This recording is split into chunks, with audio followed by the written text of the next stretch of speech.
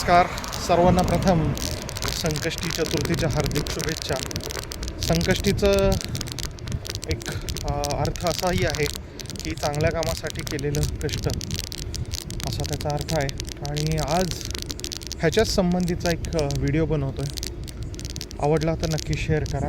कोणाला आवडणारही नाही कदाचित, पण शेवटपर्यंत बघणं गरजेचं आहे.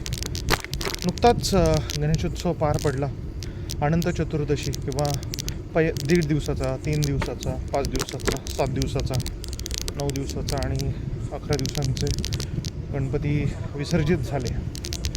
पण दरवेळेस गणपती बाप्पांना एक आरोपाच्या कठड्यामध्ये उभं केलं जातं आणि ते असतं म्हणजे नदी प्रदूषणाचं.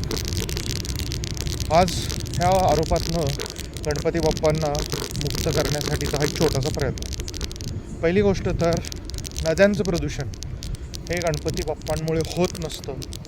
ते आपण, तुम्ही, आम्ही, प्रशासन जे नद्यांमध्ये मैला मिश्रित पाणी विना प्रक्रिया सोडतो त्याच्यामुळं मॅक्झिमम प्रदूषण होतं गणपती बाप्पांमुळे. त्यामुळं सरसकट आरोप करणं अत्यंत चुकीचं आहे. दुसरी याला लागून गोष्ट आहे ती म्हणजे नुकत्याच पार पडलेल्या गणेशोत्सवानंतरनं येऊ घातलेला छटपूजेचा कार्यक्रम. आता या व्हिडिओला कोणी हिंदुत्वाच्या दृष्टीनं घेईल, कोणी मराठी अमराठीच्या दृष्टीने घेईल, पण माझी एक रिक्वेस्ट आहे, शेवटपर्यंत व्हिडिओ बघा. नेमकं काय म्हणायचं आहे. नेहमीच प्रशासनाची ना एक दुटप्पी भूमिका असते आणि ती अशी आहे पिंपरी चिंचवडमध्ये की गणपती विसर्जनाच्या वेळेस हे जे सगळे घाट आहेत नदीकाठचे ते बंद केले जातात आणि नदीचं प्रदूषण, आम्हाला नदीची किती काळजी असं दाखवलं जातं आणि तिथं कुठलेही विधी करू दिले जात नाही आहेत. पण ह्याच्या अगदी उलटं होतं ते म्हणजे आपल्या छटपूजेला प्रशासन सगळी तयारी करतं. सगळे नदीघाट ओपन असतात, त्याच्यामध्ये सगळ्या पूजा अर्चा सगळ्या केल्या जातात. त्यावेळेस नदीचा विचार येतो. विचार येतो आमच्या श्रद्धेचा, आमच्या हिंदुत्वाचा आणि इतर सगळ्या गोष्टींचा. पण मला ह्या दोन्हीच्या मध्ये एक पर्यावरणप्रेमी म्हणून भूमिका मांडायची. बघा, जर तुम्हाला न्याय द्यायचा असेल तर दोन्हीकडे सारखा द्या.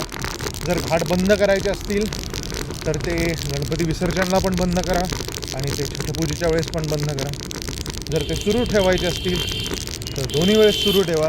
छटपूजेच्या वेळेस पण सुरू ठेवा आणि गणपती उत्सवात सुरू ठेवा. पण त्याच्या पलीकडे जाऊ मला एक गोष्ट सांगायची, किंवा मी एक पर्यावरणप्रेमी म्हणून सांगतोय की मी तर म्हणतो हिंदू धर्मातच नाही, कुठल्याही धर्मियांच्या कुठल्याही विधी ह्या नदी काठी किंवा नदी पात्रात किंवा नदी घाटावर होऊ नये. आणि ह्याचं रिझन असं सांगतो की आधी आपल्या पूर्वजांनी हे सगळं जे सांगितलं होतं त्यावेळेसच्या नद्या खूप चांगल्या होत्या. दुर्दैवानं आत्ता ज्या नद्या आहेत हे नद्या नाही, गटार आहेत. कारण तुमचं आमचं, थोडक्यात बोली भाषेत सांगत झालं तर तुमच्या आमच्या संडासचं पाणी ह्या नद्यांमध्ये, आणि आपण आपले गणपती तिथं विसर्जित करायचे का नाही. आपण छटपूजा जी असं म्हटलं जातं की सूर्याची पूजा आहे, सूर्याची पूजा आपण गटारीच्या पाण्यांमध्ये. त्यामुळं सर्व बांधवांना हात जोडून विनंती आहे की तुमचे कुठलेही पवित्र धार्मिक कार्यक्रम हे नदीकाठावरती किंवा नदीच्या घाटावरती करू नका. याला दुसरा अँगल देण्याचा प्रयत्न पण करू नका. आपण प्रशासनाला तर हे नेहमी पत्रव्यवहार करतच असतो, पण त्याचबरोबर आपण NGT सारखी संस्था असेल, महाराष्ट्र पोल्युशन कंट्रोल बोर्ड असेल, यांच्याकडे देखील आपण दाद मागण्याचा प्रयत्न करतो आहे.